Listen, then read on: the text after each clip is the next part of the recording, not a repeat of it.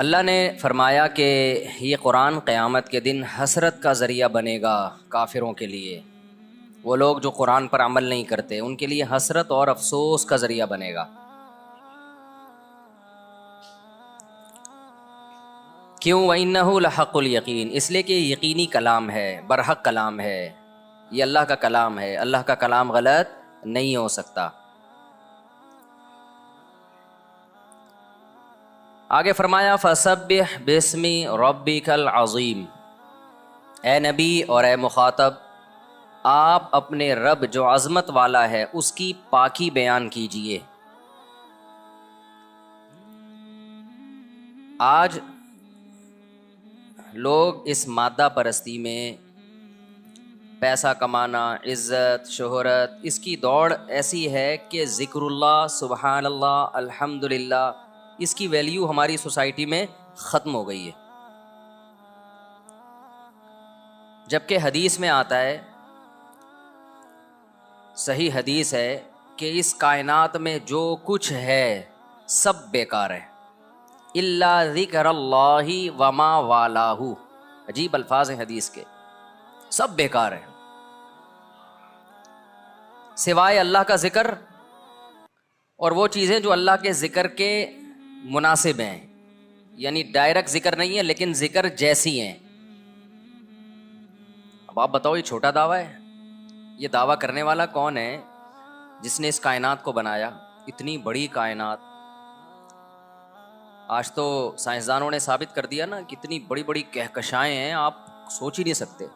हमारा सूरज कहते हैं 9 लाख गुना बड़ा ज़मीन से, यानी 1 ज़मीन, 2 ज़मीन, 3 ज़मीन, 4 ज़मीन, 5 ज़मीन, 6 ज़मीन, 7, 8, 9, 10। आप कोई जगह लें, स्पेस लेके उसमें ज़मीनें रखना शुरू करें जैसे अंडे रख रहे हैं आप उसमें, तो कितने अंडे ज़मीन जितने रखेंगे? 9 लाख। मैं जब ये कायनात को पढ़ता हूँ ना, तो मैं दोस्तों से कहता हूँ कि ये ऐसे आसानी से समझ में नहीं आती ये चीज़ें। 9 लाख बोल दिया, 9 करोड़ बोल दिया, ना ना ना। इसको यूँ सोचा करो, 1 ज़मीन, फिर 2 ज़मीन, फिर 3 ज़मीन, फिर 4, फिर 5, फिर 6, फिर 7, फिर 8, फिर 100, फिर 200, फिर 400। तो ऐसे होगा था ना, फिर इंसान की थोड़ी सी खोपड़ी में आता है 9 लाख का मतलब क्या है। कि नबी सल्लल्लाहु अलैहि वसल्लम ने इरशाद फरमाया कि सब कुछ इस कायनात में क्या है? बातिल, बेकार है, 2 टके की इसकी वैल्यू नहीं है। हालांकि कितनी वैल्यूएबल चीज़ें हैं यार, सूरज में कितनी एनर्जी है, ज़मीन से कितना बड़ा है। कहा जाता है 9 लाख, 1 ज़मीन, दूसरी ज़मीन, तीसरी ज़मीन, और फिर इस सूरज से भी लाखों गुना बड़े बड़े सूरज हैं, जिनमें इस लाखों सूरज रख दिए जाएं तो एक सूरज बनेगा। ऐसे पता नहीं कितने बड़े बड़े सितारे और सैयारे इस कायनात में सिर्फ एक कहकशां के अंदर हैं। और माहिरीन तो यहाँ तक कहते हैं कि हम जो सितारा देख रहे होते हैं ना, बाज दफ़ा ये लाखों साल पहले यहाँ था, अब यहाँ से जा चुका है। इसकी रोशनी सफ़र करते करते लाखों साल के बाद हम तक पहुँची है, तो हमें नज़र आ रहा है ये लाखों साल पहले यहाँ से मूव कर चुका है। और रोशनी कितनी स्पीड से सफ़र करती है, 1 लाख पता नहीं 84,000 किलोमीटर, हाँ सबसे, यानी 84,000 किलोमीटर पर सेकंड है या कितनी है, मुझे अभी सही याद नहीं है। तो इससे ज़्यादा स्पीड किसी चीज़ की है ही नहीं, यानी मेरी शादियों की स्पीड से भी ज़्यादा, आप समझ लो। अब तो हो गई ना, अब क्या टेंशन वाली बात ना। तो मेरी शादियों की स्पीड से भी ज़्यादा किसकी स्पीड है? लाइट की स्पीड है। तो रोशनी जो है हमें नज़र आ रही होती है, और ये सितारा पता नहीं यहाँ से मूव, इतनी बड़ी कायनात। हम तो माउंट एवरेस्ट और K2 को समझते हैं अजीम पहाड़, ये तो एक जर्रा, एक स्पीड ब्रेकर भी नहीं है ये इस कायनात में। यानी इस कायनात के मुकाबले में जो इतनी बड़ी कायनात, एक कहकशां, फिर दूसरी कहकशां, फिर उनके दरमियान फासले, और उनके लाखों अरबों सितारे, करोड़ों नहीं अरबों सितारे जो हमारी ज़मीन और सूरज से कई कई गुना बड़े हैं, तो इसकी वसातों का हमें अंदाज़ा नहीं है। और अल्लाह ने कुरान में कहा वइन्ना लमूसिऊन, हम इसको वसी करते चले जा रहे हैं, और बड़ी हो रही है। तो इतनी बड़ी कायनात, और फिर इसमें इतना कुछ, और इस दुनिया में आप देख लो, एक रक्शे वाले को अपने रक्शे पे फख्र होता है, नया नक्शा लेकर आता है, लेकिन इतनी महंगी महंगी गाड़ियां हैं, 20-20 करोड़ की गाड़ियां, 1-1 अरब की गाड़ियां। तो अल्लाह ताला अपने नबी सल्लल्लाहु अलैहि वसल्लम को, जो अल्लाह ने दुनिया में भेजा लोगों को ये बताने के लिए कि उनको बता दो कि ये सब कुछ 2 टके का, बोलो, नहीं है। 2 टके की हैसियत नहीं है, बेकार है, बकवास है। यार ये अजीब सी बात है या नहीं है, बताओ यार।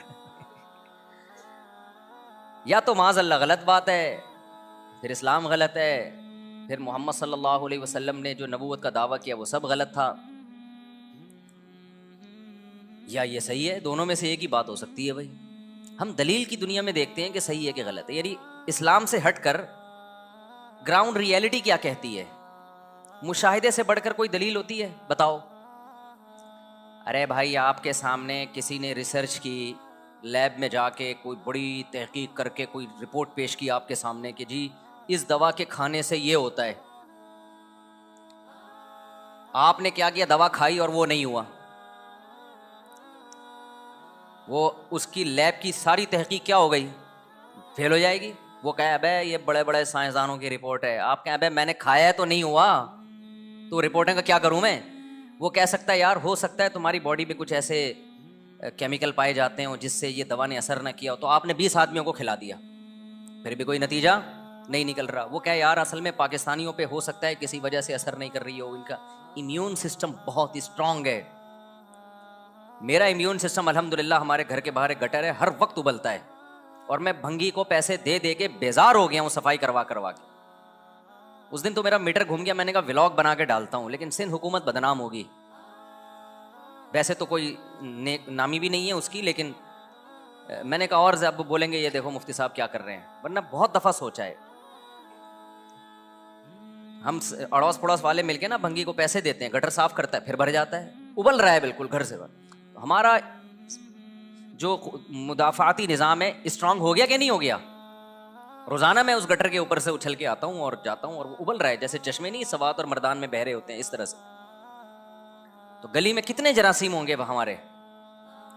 तो हो सकता है भाई वो कहे कि यार ये तो 20 आदमी इसी महल्ले के तुमने ट्राई किए, इन पे असर नहीं हो रहा, तुम जरा ट्राई करो, वो जरा किसी ऐसे इलाके पे डिफेंस पे ट्राई करके, डिफेंस पे ट्राई कर लिया, उनको भी कोई उस दवा का असर हो ही नहीं रहा है।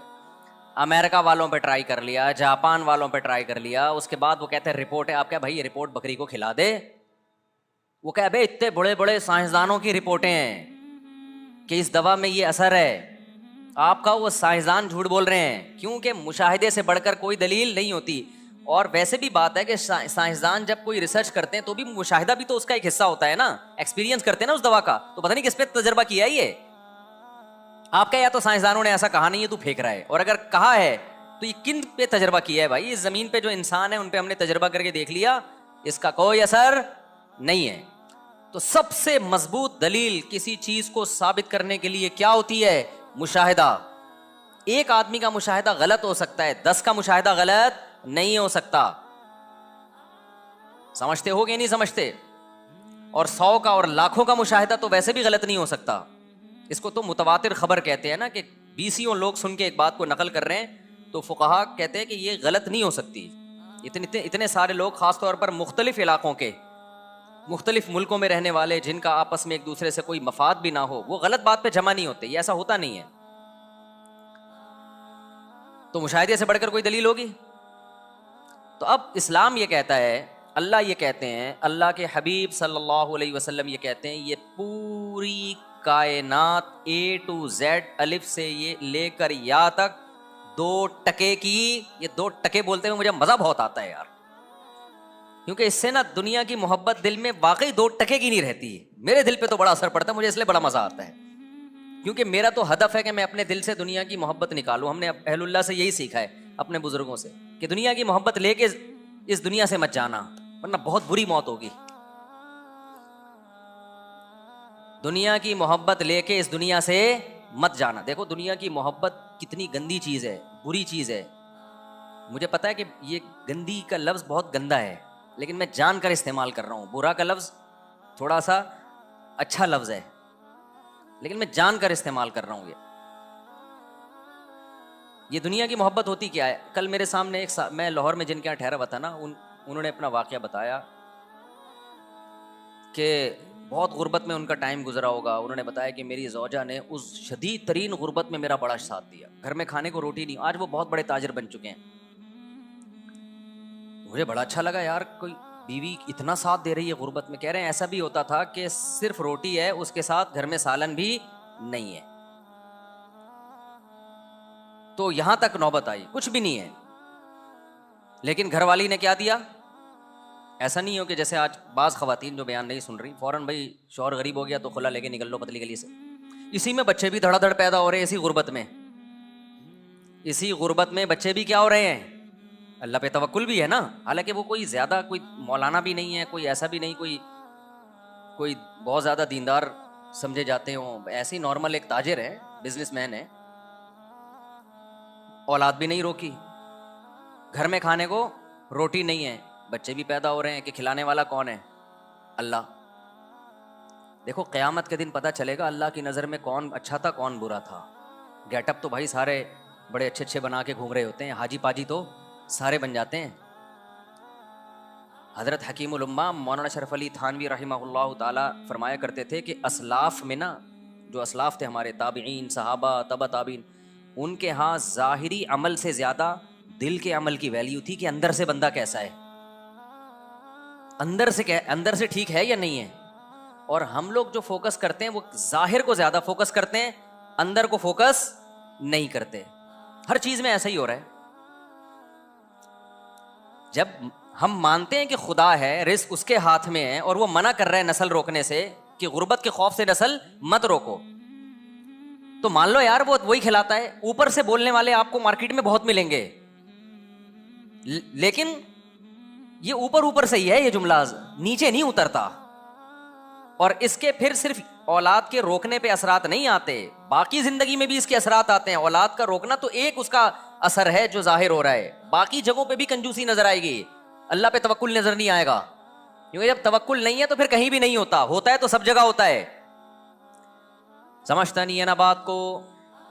तो उन्होंने मुझे बताया कि मेरे ऐसे हालात थे और इस तरह बच्चे भी पैदा हो रहे हैं और बीवी भी ना नस्ल रोक रही है और साथ दे रही है। और उस गुर्बत में कहते हैं जब पैसा आना शुरू हुआ, बहुत मेहनत की उन्होंने, तो बीवी क्या कह रही है, आपके भाई गरीब हैं, आप उनको सपोर्ट करें। अबे मैंने कहा यार ऐसी खानदानी भाभी, यार ऐसी खानदानी औरतें मार्केट में, मर्द नहीं है, औरतें कहेंगे हमारी बुराई कर रहे हैं, मर्द कौन सा ऐसा खानदानी है, मिसाल दे रहा हूं मैं, उनकी तो बेगम ऐसी खानदानी थी ना। कह रहे जरा से पैसे आना शुरू हुए तो मेरे भाई सारे गरीब थे, तो मेरी घरवाली ने कहा कि आप क्या करें, उनको सपोर्ट करें। कह रहे मैंने उनको सपोर्ट करना शुरू किया, सबको कारोबार में लगाया, जमीनें लेके दी। आज अल्लाह ने, अच्छा बच्चे भी सारे, अब जब पैसा आया तो जैसे जैसे बच्चे बड़े होते गए, सारे बड़ी बड़ी यूनिवर्सिटियों में ही पढ़ रहे हैं। कल रात में उनके बच्चों के साथ ही बैठा हुआ था, हम 3 साढ़े 3 बजे जाके, बल्कि मेरा फजर की अजान हो गई थी, बैठा हुआ था। मुझे ऐसा अच्छा लग रहा था उनके साथ, वो बच्चों की बातें भी बड़ी टाइट, बड़ी बड़ी यूनिवर्सिटी में पढ़ रहे हैं और मसाइल क्या पूछ रहे हैं, सारे दीन के मसाइल के, अपने दीन की हम यूनिवर्सिटी में हिफाजत कैसे करें, लड़कियों से मेल जोल से कैसे बचें हम। तो मैंने कहा यार एजुकेशन में भी आगे हैं, अखलाकियात में भी तरबियत भी हो गई, पेट भी भर गया और कद भी ऐसे लंबे लंबे तड़ंगे तड़ंगे थे ना, ऐसे लंबे। तो मैं असल में तो बच्चों के लिए नहीं बता रहा था, असल में तो ये कि मैंने कहा यार अब देखो ये खातून है, शौहर से कैसी वफा कर रही है, गुजारा किया गुर्बत में, उसके बाद जब पैसा आना शुरू हुआ तो उसने कहा भाई जो मेरे मुकद्दर का है वो तो अल्लाह मुझे खिला रहा है। कि बेगम का बयान क्या था, उन्होंने खुद बताया कि जो मेरे मुकद्दर का है अल्लाह मुझे, भाई जब पैसा आता है तो घर में लाइफ स्टाइल तो अच्छा हो ही जाता है, तो हमारा तो हो ही गया ना भाई, हमें तो अच्छा मिल रहा है, एयर कंडीशन भी घर में लग गया, घर भी अच्छा मिल गया, अब सपोर्ट किसको करें, भाइयों को सपोर्ट करें आप। तो ये क्या है, दिल क्या है, दिल में हुब्बे दुनिया बोलो ना नहीं है, दिल में दुनिया की मोहब्बत नहीं है। दिल में दुनिया की मोहब्बत होती ना, पहले तो उनसे औलाद ही पैदा नहीं होनी थी, क्योंकि ये हवस होती है ना कि सारा बचाना है हमने, मखलूक पे खर्ची करना। और फिर जब ये इंसान अपनी औलाद नहीं पैदा करता कि खिलाना पड़ेगा, तो वो शौहर को मशवरा दे कि दूसरों की औलादों पे खिलाओ। फिर उन्होंने बताया कि बहनों के साथ भी ताउन और वगैरह वगैरह, खानदान के साथ भी। और मर्द का दिल जब बीवी इस तरह की बातें करे ना, इतना बड़ा हो जाता है, वो कहता है यार मैं पूरी पूरी जायदादें इसके नाम करके जाऊंगा मैं। मर्द का दिल इतना अल्लाह ने बड़ा रखा है, अगर आदमी का बच्चा हो पजामा ना हो, पजामे तो फिर मार्केट में बहुत घूम रहे हैं ना, इंसान का बच्चा हो ना तो वो इतना बड़ा दिल हो जाता है जब बीवी इस तरह की बातें कर रही होती है। तो आजकल तो एक दूसरे की दौलत पे नजर, शौहर बीवी के माल पे नजर रखता है, उसको पूछता रहता है तुम्हारे अब्बा की विरासत गई कहाँ। तो भाई ये उसका हेडेक है यार। अगर उसको मिली भी है तो तुझे क्या दिलचस्पी है कि उसके पास बैंक में कितने पैसे हैं, उसको अब्बा की विरासत से क्या मिला, तेरा लेना देना नहीं है। तेरी जो जिम्मेदारी है वो तो तूने पूरी करनी है ना। भाई बेगम करोड़पति हो या अरबपति हो या गरीब हो, आपके जिम्मे जो नान नफका है, शरीयत कहती है उस नान नफके की क्वालिटी और क्वांटिटी पे इससे कोई फर्क नहीं पड़ेगा। ये अल्लाह ने औरत को हक दिया है कि उसका सारी जिम्मेदारी किस पर है? शौहर पर है, चाहे वो पैसा ठीक ठाक हो उसके पास। सिर्फ एक चीज पे फर्क पड़ेगा कि इलाज उसके पर होगा कि अगर उसके पास पैसा है तो फिर उसके अपने पैसों से उस पर इलाज लाजिम होगा। लेकिन हमारी सोसाइटी में मर्द ये भी कर लेते हैं कि नहीं भाई चलो इलाज भी मैं ही करूंगा, और अच्छी बात है, कर लेना चाहिए। तो ये है हुब्बे दुनिया। और इस किस्म की औरत जो है तो इसका मतलब उसका दिल दुनिया की मोहब्बत से, बोलो, पाक है। पैसा अच्छा सबको लगता है, हवस नहीं है पैसे, पैसा अच्छा लगना बुरा नहीं है, तो सबको लगता है अच्छा, क्योंकि इससे नेमतें मिलती हैं। अल्लाह ने दौलत को अपना फजल कहा है कुरान करीम में। हवस अलग चीज है और पैसे की चाहत अलग चीज है। आज हवस है, लालच है, गैर अखलाकी तरीके से कमाना, बटोरते रहना। मैं आज क्या होता है, जो खवातीन बयान नहीं सुन रही, जब वो शादी होके घर में आती हैं शौहर के, तो उनकी ख्वाहिश होती है कि भाई ये बहनों को क्यों खिला रहा है, ये अपने भाइयों को क्यों खिला रहा है, यहां तक कि अपनी माँ को क्यों खिला रहा है, ये इतनी टेंशन। और मैंने देखा है अपनी जिंदगी में कैसे मर्द के दिमाग को ऐसा कब्जे में किया है कि वो किसी काबिल ही नहीं रहा, वो कहीं खर्च ही नहीं करता।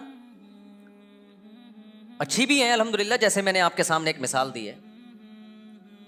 और मर्दों में भी दोनों किस्म की बीमारियां पाई जाती हैं। औरत के कमा रहे हैं बेगम से कि तुम कमा के लाओ, ये बात तो मैं बार बार कहता हूँ, शदीद मजबूरी ना होना मेरे भाई, अपने खानदान में, अपने नस्लों में ये रस्म छोड़ के जाओ, उनको ये बावर करा दो कि हमारे खान